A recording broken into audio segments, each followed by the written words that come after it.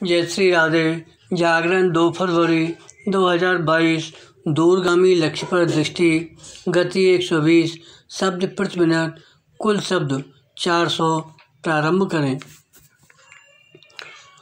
Corona संकट के बीच आया एक और आम बजट इसलिए विशेष रूप से उल्लेखनीय है क्योंकि मोदी सरकार ने देश के आर्थिक भविष्य को सुधारने पर ध्यान दिया, न कि लोक लुभावन योजनाओं के जरिए फौरी वाहवाही पाने अथवा कोई राजनीतिक लाभ उठाने की कोशिश की। विराम।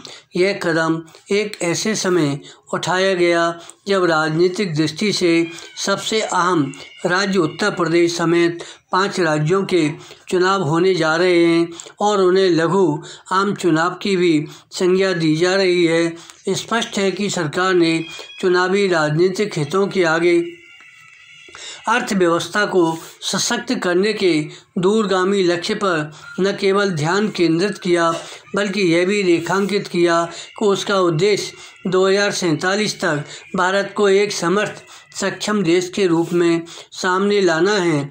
यह न केवल सरकार के आत्मविश्वास को प्रकट करता है बल्कि यह भी इंगित करता है कि उसे यह भरोसा है कि देश की जनता उसकी ओर से उठाए जाने वाले कदमों का अनुमोदन करेगी। निस्संदेह अर्थनीति राजनीति से विरत नहीं हो सकती, लेकिन उसे इसका बंधक भी नहीं बनना चाहिए। विराम। पैरा।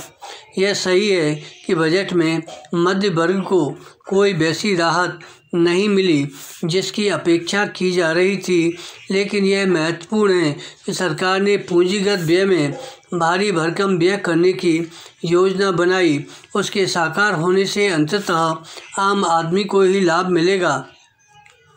इसके साथ साथ अर्थव्यवस्था को भी गति मिलेगी।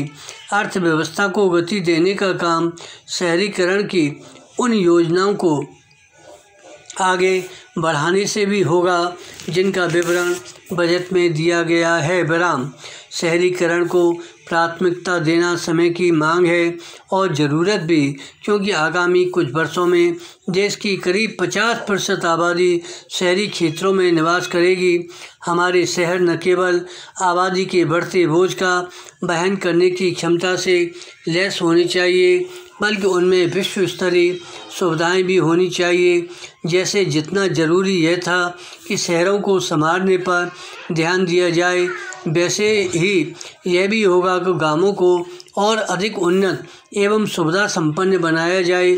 बजट रोजगार सृजन की संभावनाओं को भी जगा रहा है।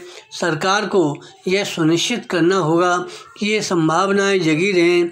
बजट भाषण में वित्त मंत्री ने न्यूनतम समर्थन मूल्य अर्थात MSP जारी रखने का उल्लेख करते हुए जिस तरह यह रेखांकित किया कि इस मद में 2.37 लाख करोड़ रुपए का प्रावधान किया गया है, वह यही बताता है कि सरकार ने उस दुष्प्रचार की हवा निकालना आवश्यक समझा।